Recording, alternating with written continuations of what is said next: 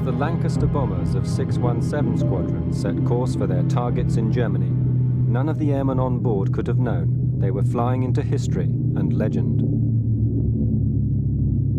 Their action that night filled the world's newspapers with dramatic pictures and stories of the enormous damage inflicted on Hitler's industrial heartland. Overnight, the aircrew became celebrities.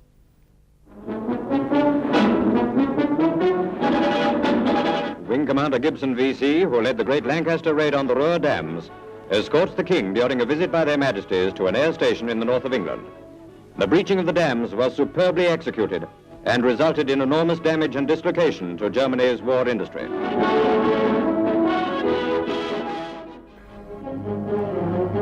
The raid was immortalized in a war movie classic of the 1950s. For many, this was the true story of the dam busters.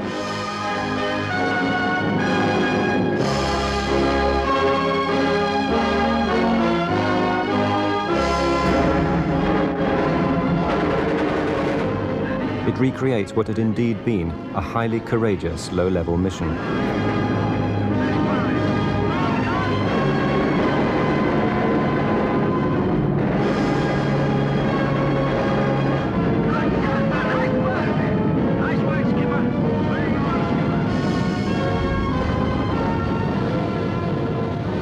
Yet over the last 2 decades, and again at the 50th anniversary of the raid, critics have suggested that the bouncing bomb was little more than a gimmick, and the raid was in fact a strategic military failure.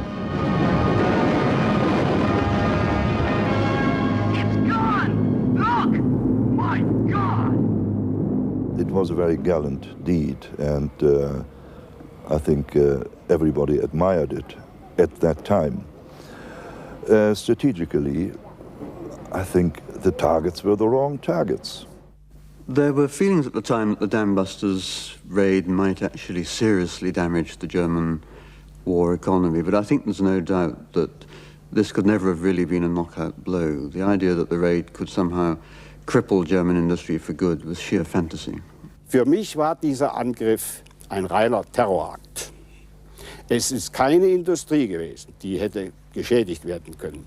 Das bisschen Strom, wir hatten am übernächsten Tag schon wieder Strom. Das ging ruckzuck, hatten wir Masten stehen, also hilfsmäßige Masten. Leitungen wurden gelegt von den Pionieren. Das ging ganz schnell. Also ich habe im Mauserwerk gearbeitet. Ich war schon 3 Tage später, habe ich wieder am Arbeitsplatz gesessen. After the raid, the destruction and flooding was plain to see. But did it cause so little damage to German industry that, as some critics claim, it was a waste of the aircrew's courage? Or, as the newspapers and the feature film suggested, did it really change the course of the war? What is the truth? The untold story of the dam busters raid begins not during the war at all, but much earlier, in the mid-1930s.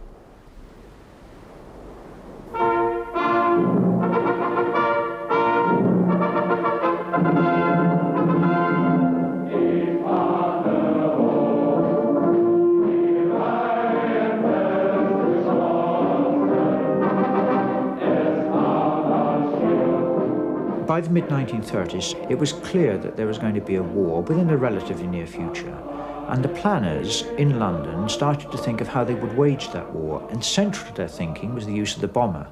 The Air Staff, therefore, in 1937 drew up a series of plans called the Western Air Plans, which aimed at attacking certain elements within Germany, and one of these elements was the Ruhr industry. And specifically, one committee then went on to identify 45 locations, particularly coking plants and power plants, which would actually, if they were destroyed, paralyze the Ruhr. Another committee looked at this and said, well, no, you don't need to go for those 45 targets. What you actually need to go for are only 2, the Möhne and the Sorpe Dam. It was thought at the time that the Möhne and Sorpe reservoirs contained 75% of the water essential for the Ruhr industries. The planners predicted that if both these dams could be destroyed together, the flooding and loss of water supply would paralyze Hitler's war production. But could it be done? The Sorpe was made up of 2 huge sloping earth banks, one underwater, either side of a central concrete core. The Möhne was quite different, a vast stone wall, narrow, highly engineered, and immensely strong. Could the RAF possibly breach both these enormous dams in a single bombing raid? Nothing like it had ever been tried before. The problem was, of course, that what could they hit it with which would break a large structure like that? They had only effectively 500-pound general-purpose bombs, which were about as useless as bouncing peanuts off the structure.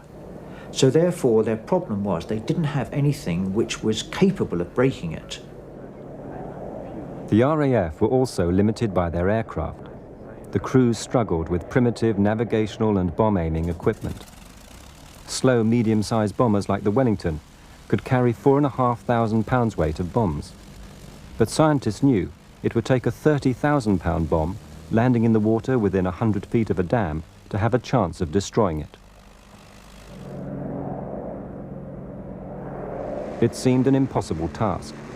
But in 1939, there was someone who thought he might have the answer. The gifted designer and engineer Barnes Wallis.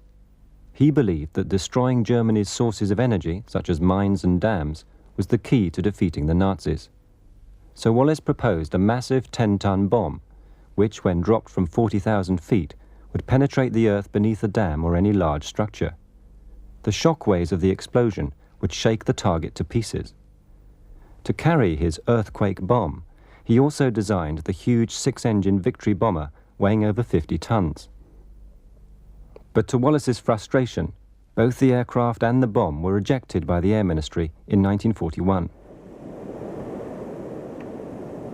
The idea of an attack on the Ruhr dams, however, was not forgotten.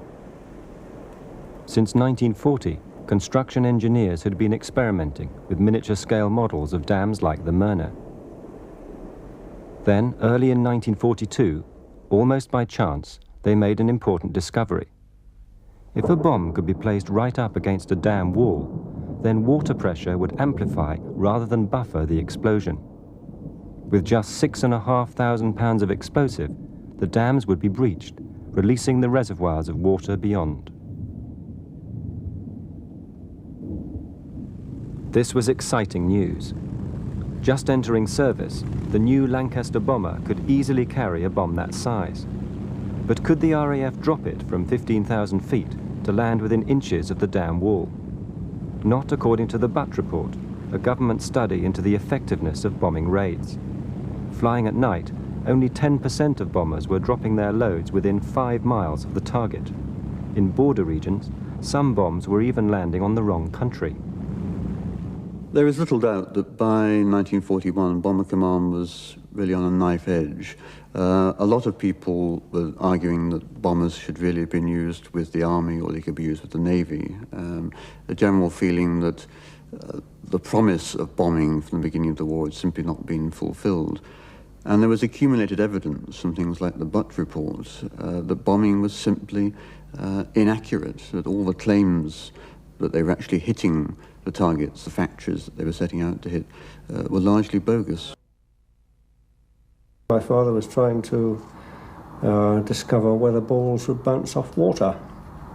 And why not start with marbles? Barnes Wallis now needed to test his idea on a larger scale and managed to obtain the use of a testing tank at the National Physical Laboratory in Teddington. His theory was that a spherical bomb could be made to bounce across water. 3, 2, 1, fire! The crucial discovery, not by Wallis but a colleague, was that backspin would help the bomb skip over the water, jumping any defensive barriers. After hitting its target, backspin would draw the bomb against the dam wall as it sank, then exploded. But once again, the air staff were not convinced. I can sympathise with the top brass thinking, well, this is a crazy idea. And of course, at that time in the war, there were many, many crazy ideas being put forward by all sorts of scientists on all sorts of ideas. Most of them were tried and didn't work. This was one that eventually, by Wallis's own perseverance and sticking to the job and persuasive powers, went far enough to actually prove that it could have worked. Perhaps some of the others might have done if they'd had Wallis running them and not other inventors. Wallace tested the backspin theory by dropping wooden balls 4.5 feet in diameter from a Wellington bomber. At first they burst on impact, but once strengthened, they could be seen to work. The Navy were keen to try bouncing the weapon against ships, but its value against dams was questioned. By now, Wallace was desperate to convince the Air Force.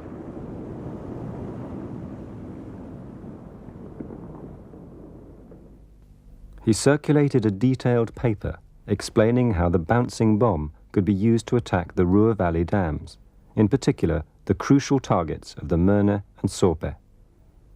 Wallace recognized that the two were very different. The Sorpe's sloping earth banks clearly made it the most difficult to breach. Nevertheless, he claimed the bomb's shockwave could destroy it. Wallace knew from the tests on models that his bomb was better suited to breaking dams like the Möhne, causing very serious flooding and great damage. Not everyone was convinced. Bomber Harris, the head of Bomber Command, described the bouncing bomb as tripe of the wildest description. There are so many ifs and buts that there is not the smallest chance of it working. Now Harris had had a large number of harebrained schemes put up to him. This was just another one. Somebody bouncing a 5-ton lump of iron across a lake, to him wasn't very attractive. He thought it was lunacy. For Harris, I think the issue was not perhaps the question of how technically successful it might be, but whether it was really a waste of resources, given that the real target had to be Germany's industrial cities and the whole spread of factories and transportation targets which lay within them.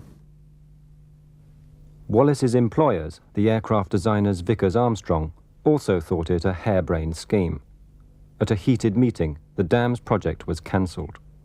One can never confront bureaucracy with calmness when it is thwarting what one knows is the right way to get something done. And remember, a war's urgent. It's not just whether you're going to make a bit more money this year, you know, put on more profit. It's urgent. The Germans are going to come. It must have been frightening, and he could see a way of fighting them. Wallace was distraught. He told the chairman of Vickers Armstrong he'd resign. But unknown to them both, the chief of the air staff had meanwhile approved the project. 3 days later, Wallace was summoned to Whitehall and asked to develop a working bomb from his prototype. But the dams had to be attacked in the spring, when the water level was at its highest, and on the night of a full moon, so the air crews could find their target.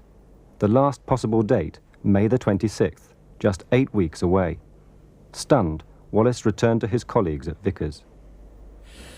And he said afterwards that he came out of that office and he really felt sick because he realised at last his bluff had been called, so to speak, and he'd got to get on and do what for years he'd been saying he could do. As Wallace began work on the weapon, the Air Force formed a top-secret new squadron, 617, to carry out the raid. But first, they had to perfect a dangerous new skill, flying the big Lancaster bombers at very low level and at night.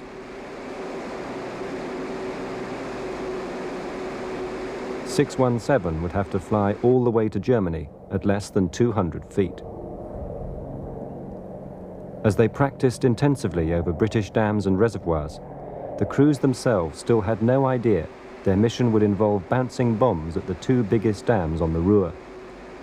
The tests on models had proved that Wallace's bomb would work against walled dams like the Möhne. But no tests had been done to prove it could break the earth bank structure of the Sorpe. Wallace had been confident his bomb could do it. In his paper, he'd cited the example of the similar Bradfield Dam near Sheffield, which collapsed after a small crack appeared in its core. Wallace was convinced his bomb would crack the core of the Sorpe, making it collapse in just the same way. It was vital he was right. That April, in a special report, the Ministry of Economic Warfare stressed it was essential to break both the Möhne and the Sorpe at the same time. They insisted that destroying only the Möhne would not necessarily devastate the Ruhr. By contrast, Wallace believed that even if they could only destroy the Möhne, this would disrupt industry through a serious shortage of water. As his deadline approached, Wallace could only afford to think of one thing, making his theory a reality. He'd now designed the full-size bomb. A giant pair of calipers would hold it like a huge egg beneath the Lancaster, till it was spun across the water. But would it work? When the mine hit the water for the first time, the straps gave way and the wood all flew off in various directions. And the middle bit, really the working bit with the explosive and all the depth charges and that housed in it, merrily went bouncing along as Wallace had expected the whole ball to do. So the problem was solved quite accidentally for us. There wasn't any back to the drawing board, all the wood's flown off. How can we hold it on? Because I don't suppose we'd have ever found the answer to that. Fortunately, nature did it for us. So tests continued with the new cylindrical bomb, codenamed Upkeep.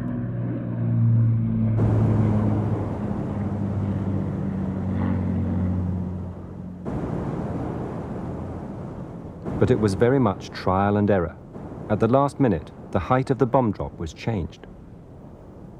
And of course, all the time we didn't know they were still working on the bomb. And it was very close to the operation when we were suddenly told it was to be 60 feet.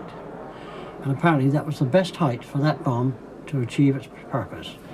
What did you all think when... Well, we all went to the bar and had a drink. 60 feet, I ask you. If the Lancasters flew too low, the water splash hit them. This aircraft lost a wing flap and was lucky to stay airborne. Right up until the day of the raid, the crews were not told their target. So what did they think it might be? Gosh, almost anything and everything. I don't think anybody ever hit the nail on the head exactly what it was. We were the submarine pens, the Tirpitz, any of the big capital ships. The air crews were right to identify the Tirpitz as a possible target. With her huge armory, she was the most feared of Germany's battleships. The Tirpitz was a target of the bouncing bomb, but not for 617 Squadron. The Lancaster crews couldn't have known that another top-secret squadron, 618, equipped with the lighter, faster Mosquito, had been formed just 11 days after 617. To gain the maximum element of surprise, the plan was that they would attack the Tirpitz with this smaller bouncing bomb within days of the dam's raid.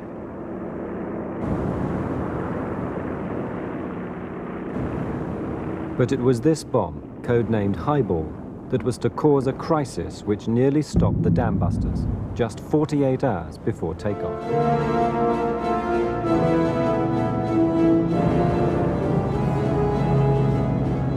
Just a few days before the night of the May full moon, 617 Squadron and their cylindrical Upkeep bombs were beginning to perform well, to the delight of Wallace and his team.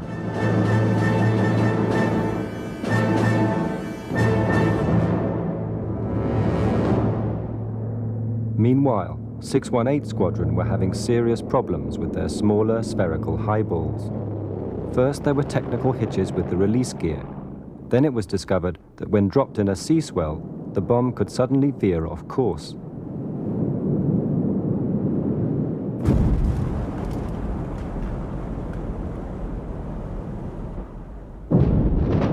Clearly, Highball was not yet ready for the Tirpitz, though Upkeep was ready for the dams. The Navy wanted a delay. The fear of the Navy was that if the RAF went ahead, then the method would be compromised. The RAF's fear was that if they delayed, any delay beyond the 26th of May meant that they'd have to delay it perhaps for another year, that then secrecy would be lost and somehow or other the whole idea would be compromised. So for the RAF it was now or never. To succeed, it had to be a surprise attack, and time was running out. The Dam Busters project continued, with the only test of a live Upkeep bomb, 5 miles offshore and well away from prying eyes. But even as the bomb exploded, its future hung in the balance. The chiefs of staff, visiting Washington with Churchill, were asked for a decision. The answer was ciphered back to Britain on May the 14th, just 48 hours before the raid.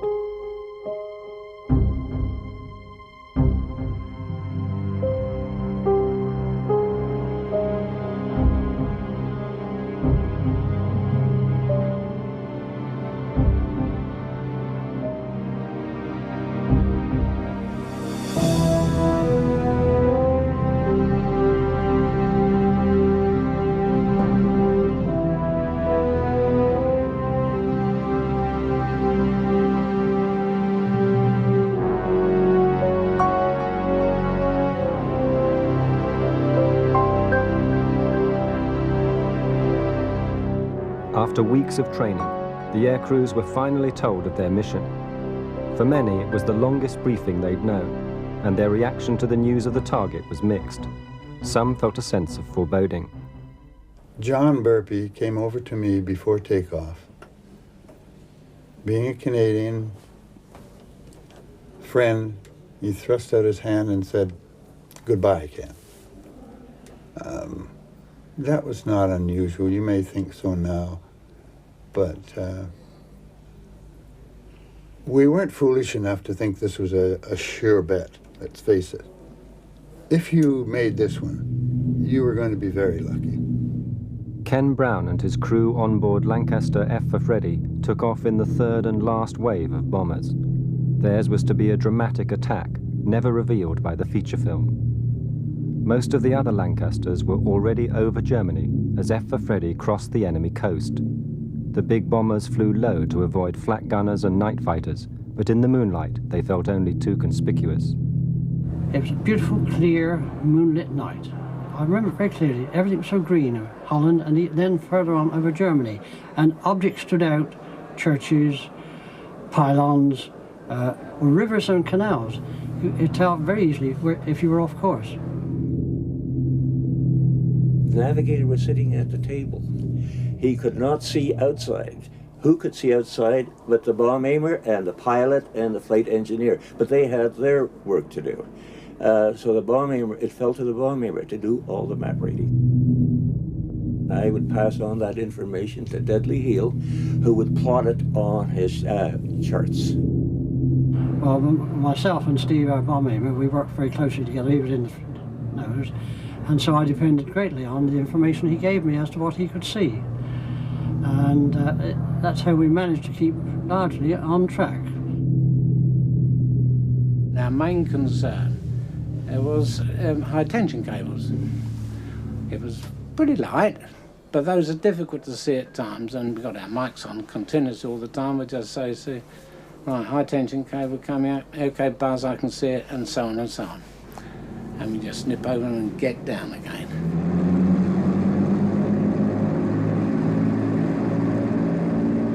They twinkle in the moonlight. If you see the high tension wires there, twinkling, you know you can go over them. If you see them there, you can't. You've got to make a decision to go under them. You'll never make it over. And you've got to make that decision long before you ever reach there. But that is an actual fact. People saw them up here and tried to go over them, and they just mushed through them. Bad news. Far ahead of F for Freddy, the first wave of Lancasters were approaching their main target. Their attack on the walled Mernay Dam was a total surprise. 220. This is fine. I can see everything. 235. Hold it steady. 235. Hold it.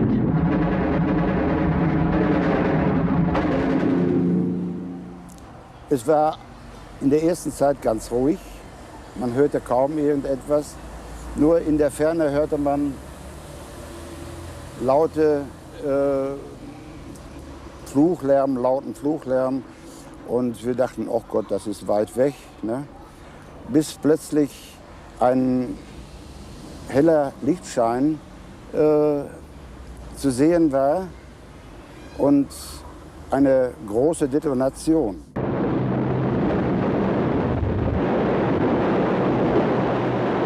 Waar 40 locomotieven heen kwamen. Zo dat geluid, dat geruis war dat, van dat Wasser. War eine schwarze Masse, die gesagt kommen da so, da uit der Tal. Toen ben ik gerannt naar oben. Da habe ich noch gerufen, laufen nach oben. Da waren die liefen nicht, bleiben stehen. Weg, alles weg. Huis, alles weg. Da waren das 15 Meter hohe Wellen. Und wer jetzt als Fußgänger oder als Laufender davor war, der kam in den Wellen um. Wir haben die Wellen noch gesehen, aber wir sind davor weggekommen. Und, aber das war schrecklich. Diese Schreien, was auch ganz schlimm war, unterhalb des Wiedenberges, das ist an der Möhne gelegen, ein Berg, da standen Baracken, wo Zwangsarbeiterinnen Russinnen wohnten und untergebracht waren. Und die waren nun alle in diesen Gebäuden, in diesen Baracken gefangen und auch konnten da nicht raus. Die sind dann in den Baracken zum Teil geschwommen bis an diese Betonbrücke und da zerstellten die Baracken und dann dieses schreckliche Schreien dieser Gefangenen. Das habe ich heute noch in den Ohren. Das Schreien, das war ganz, ganz schlimm. Das war eine ganz schlimme Erinnerung an diese Nacht. It had taken not one but 5 upkeep bombs to breach the walls of the Möhne. 70 miles to the east, the Ada had also been breached with 3 more. F for Freddy and the remaining aircraft now turned towards the crucial Sorpe. They were still over Holland, just behind John Burpee in S for Sugar. We were about 30 seconds to a minute behind Burpee, the aircraft with which Burpee was flying. He flew over a German aerodrome. He was north of us, and why he was there, I have no idea. I dare say the wind had carried him off, or his compass may have been out. And over on the left there we saw some flames and sparks and, you know, a lot of fireworks going on. And we knew, Ken said, God damn, that must be Burpee or Barlow. And it was, of course. As a matter of fact, they probably saved our skins, because had we been over a bit further, we'd probably been the first to be hit. We saw the tracers coming up. We saw the tracers stop when it hit this aircraft. We saw the flames coming up. It must have hit the pilot. He must have been hit because the aircraft started climbing slowly, and then it turned, and a few seconds later, we saw a big big explosion. But they went down. Tremendous explosion. The whole valley was a great orange ball, and I looked to my port side and saw a road, and I went down the road. It was the only thing I could do. There was no other cover. The rest of it was trees, so we hid behind the trees and went along the road. And it was a pity, it was a shame, and we feel very upset about it, you know, loss of life. And in my opinion, because they weren't down low enough. 3 Lancasters were shot down before they even got to the Sorpe. Others turned back. F for Freddy was one of only 2 bombers to attack the dam known to be the hardest to breach. When we went to the Sorpe, the whole valley was filled with fog. The only thing we could see was the village on top, the church spire sticking through the fog.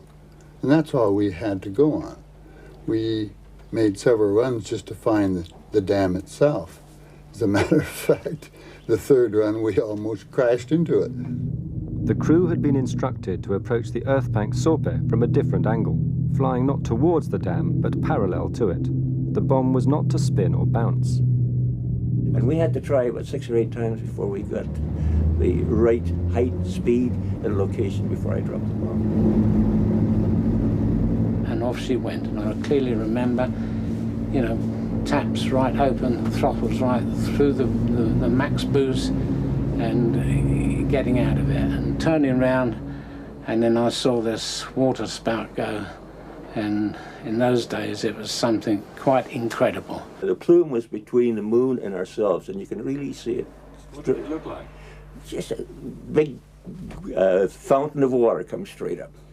Now that must have been a very reassuring sight. It was, and then we looked to see if the dam was still there, and it was still there. The dam held. It was later realized that Wallace's theory, based on the Bradfield Dam, was flawed. The Bradfield had only had a clay core. The Sorpes was solid concrete. With dawn approaching, F for Freddy headed for home, flying over the flooded Möhne on the way. Oh, it was immense. You can imagine the gates opening on a dam and the amount of water going through. Well, that's just how it was. A torrent of water going down the valley. To this day, I just look down there because I'm there, I can see things, and I said, Jesus Christ. And Ken tipped the aircraft so he could see, and Dudley came from behind the curtain and looked out, and there she was, and this water gushing out like, well, it was incredible, incredible. You did wonder because you could see cars with lights on disappear, obviously underwater, and that must have happened quite a lot. You did wonder if it was all worth it. No, it wasn't very nice that people were dying down there, and you knew you had been responsible for it. Even though if you could start all over again, you would have done just the same because you felt that was your duty. One by one, the surviving Lancasters touched down at RAF Scampton. As dawn broke, it became clear that the squadron's success in breaching the Myrna and the Ada had been very costly. 8 of the 19 aircraft had failed to return. Of the 133 men who flew on the raid, 53 had been killed. Barnes-Wallis was stunned by the losses.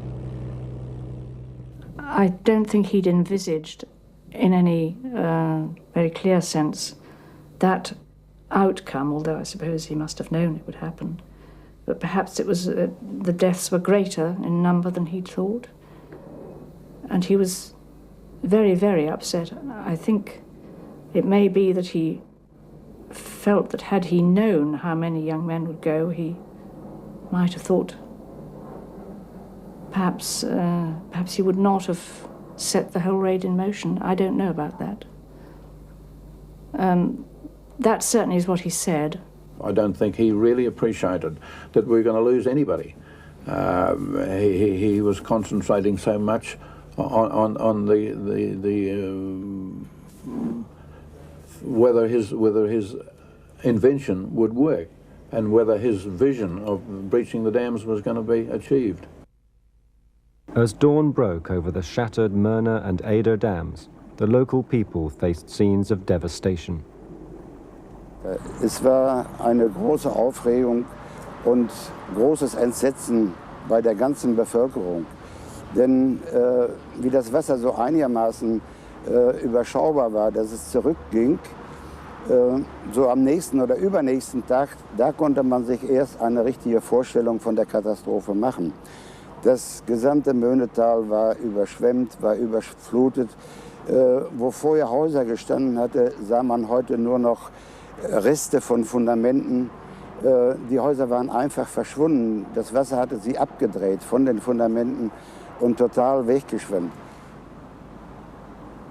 Das ganze Ruhrtal war mit Kadavern von Rindern, Schafen, Hühnern, Pferden und allem möglichen Vieh übersät, ebenso mit sehr, sehr vielen Leichen, sodass man Wochen, Monate hinterher noch diese Leichen, die zum Teil bis zur Unkenntlichkeit zerstört waren, kann man sagen, identifiziert worden sind.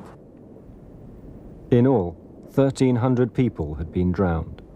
Over 200 had simply been swept away in the deluge, never to be seen again. Those victims who could be identified were often found tens of kilometers downstream. All the local police could do was circulate numbered photographs to those whose relatives were missing.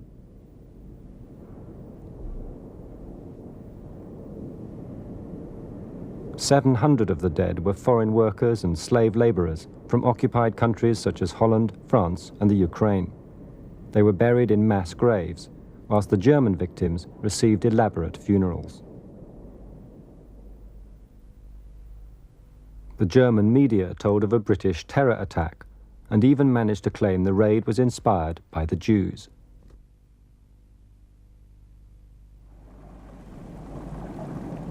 The flooding was widespread.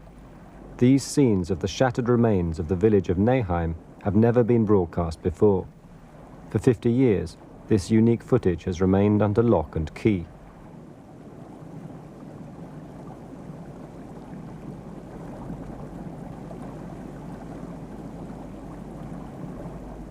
Hitler reacted with fury, blaming the Luftwaffe for failing to stop the attacking bombers. But the Minister of Production, Albert Speer, realized the devastation of industry was not nearly as great as it might have been. If the Sorpe had been destroyed instead of the Eder, said Speer, Ruhr production would have suffered the heaviest possible blow. Today, others agree. The Eder Dam had nothing to do with the industry, in the Ruhr Valley. So the damage caused by the breaking of the Eder Dam was only in the agricultural field, cows and some farmers, etc., and pigs, but there was no industry in that area. The Sorpe Dam was much more important because it played a more important role in the supply of water for the industry in the Ruhr. But it was, fortunately for us, it was not destroyed. Just as the report for the Ministry of Economic Warfare had warned shortly before the raid, both the Möhne and the Sorpe had to be destroyed to cripple the industry of the Ruhr. So was the raid a failure? Not necessarily. In warfare, physical destruction isn't always the most effective weapon. Immediately after the raid, Bomber Command set about getting photographic proof of its success. It had been the first low-level precision night bombing raid ever carried out.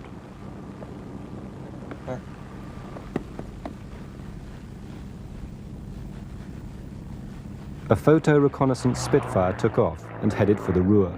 Its pilot was Jerry Frey.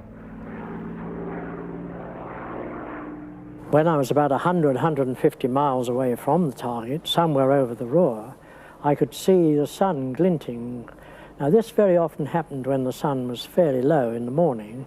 It would glint, for example, on the greenhouses over Holland and give quite a reflection. But this was something very different, very huge.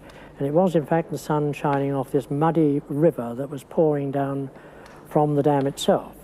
And although there were no regrets, yes, one certainly felt, my God, it must have been an awful mess down there last night. I then moved on to the Eder, which had also been hit, but of course it's much more in a winding valley, the Eder, and more difficult to locate, although the lake was emptying so rapidly above that you could see this enormous mud bank where the lake had been. And then on to the Sorpe. And this had not been breached, but there were splash marks where something had gone over the top of it. Normally, aerial reconnaissance photographs were treated with the utmost secrecy. But in this case, the Air Ministry realized their propaganda value outweighed the physical damage caused to the Germans on the ground. The pictures were quickly released to the press. Within a couple of days of the raid, the images of the broken dams had made front-page news around the Allied world. But the political impact of the raid was to be equally significant. The photographs of flooded area and flood damage were quite spectacular, and I think that publicising the dams raid in this way was partly a result of the extremely good visual material that was available. The Dam Busters raid also helped Britain in its relations with its two allies, the Soviet Union and the United States. It persuaded Stalin that the British really were serious about defeating Hitler in Europe, and Stalin had been anxious about that for a long time. It helped to persuade the Americans to keep in Europe rather than turn to the Pacific, where a lot of American opinion wanted American forces to be used. I think in both those areas, the raid did contribute to Churchill's efforts to keep both those allies concentrating on the European question. Churchill made good use of the RAF's success. Just 2 days after the raid, he was in Washington, addressing the United States Congress. In his speech, he was able to highlight the dams raid as an effective strike against Nazi Germany. It was just what the Americans wanted to hear. Surely lie before peace comes back to the world.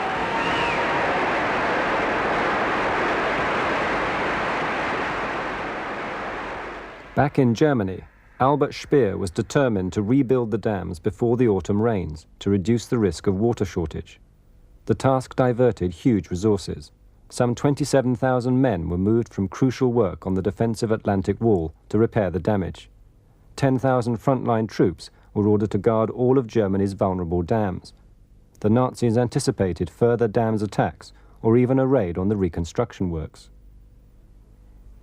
Oh yes, and it was especially Speer, the armament minister, who was afraid of this, and it would have been very easy to destroy the construction, but you didn't come back because you probably thought now the anti-aircraft guns are all installed here and you wouldn't be successful anymore the second time.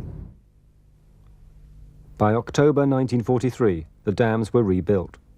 Complex systems of mines and buoys were installed to block the path of any further bouncing bombs. This huge diversion of men and resources was seen by the British as one of the raid's major benefits. But did Bomber Harris, the Commander-in-Chief of Bomber Command, plan to do any further dam busting? Although the operation was technically a success, two dams were effectively breached, Harris remained hostile to the whole idea of dam busting. Two reasons, I think. First of all, because of the extraordinary toll on the crews. He said he simply couldn't send men out with a 50% chance of being killed or captured. You just cannot run a major air force on that sort of basis. Second, I think Harris was simply never persuaded that creating local flood damage really would inflict serious injury on the German war economy. He was convinced that the city-busting program against major industrial centres really was the more sensible use of resources. 617 Squadron were never again to use upkeep, but that wasn't the end of the bouncing bomb story. There was still 618 Squadron and its smaller bomb, Highball. The problems with Highball, which had been experienced in early 1943, which led to the clash between the RAF and the Admiralty, and the RAF going ahead with upkeep while Highball was not used, had actually been solved. By late 1944, the weapon was a viable proposition, but of course by that time, the Tirpitz was no longer a target because the Tirpitz, of course, had been sunk. So it was decided that this weapon would be used against Japanese capital ships in the Pacific. And to that end, 618 went off to Australia and were based in Australia with the idea of them being used in the Pacific in cooperation with the Americans. The Americans themselves had been very interested in Highball and had themselves done some experiments on Highball, which had failed. And there is one strain of thought which suggests that the Americans were not convinced that the weapon would actually be useful. It might actually malfunction and blow up the aircraft as done in their trials.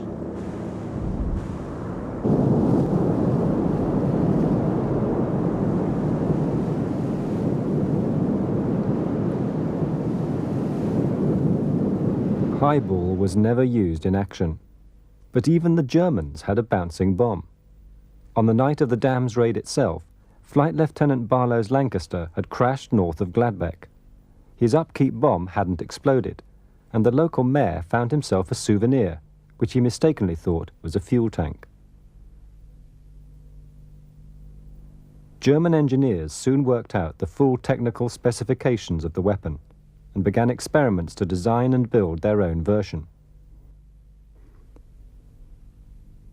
The date of these blueprints, the 26th of May, 1943, just 10 days after the dam's raid. The Germans planned a few improvements that would have impressed even Barnes-Wallis.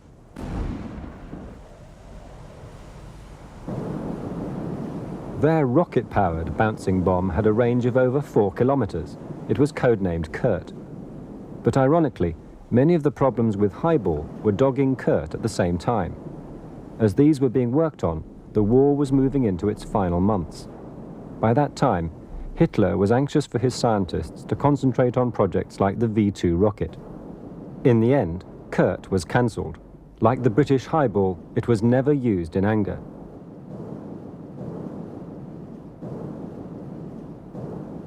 Of all the different bouncing bombs developed during World War II, only one was ever used, on the night of the Dambusters raid.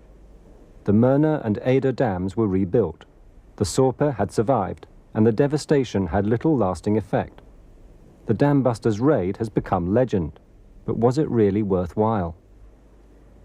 Looking back at the raid, one has to say that its immediate effect was not that great.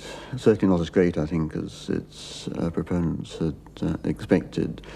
It did produce a certain amount of dislocation in the industries of the Ruhr Valley, but that was very quickly put back.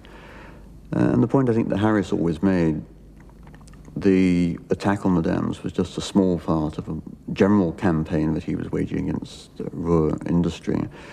And arguably the conventional bombing attacks on heavy industry in Essen, for example, and Düsseldorf was as damaging during this period as the dam busters raid. I don't care what anybody says. 50 years later, to sit back and say, it wasn't worth it. I say the opposite. It was worth it, especially to the morale of the people. You could walk into a pub and never buy a drink, really. Was it worth it? Well, I'd lost a lot of friends. Did you want me to jump up and down and say, yes, it was well worth it?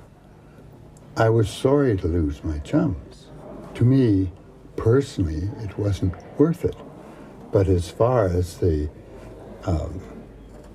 moral build-up of the whole country, I'm sure it was well worth it. It was well received in America as well as in England. It was a real booster, there's no doubt about it. Had a tremendous effect.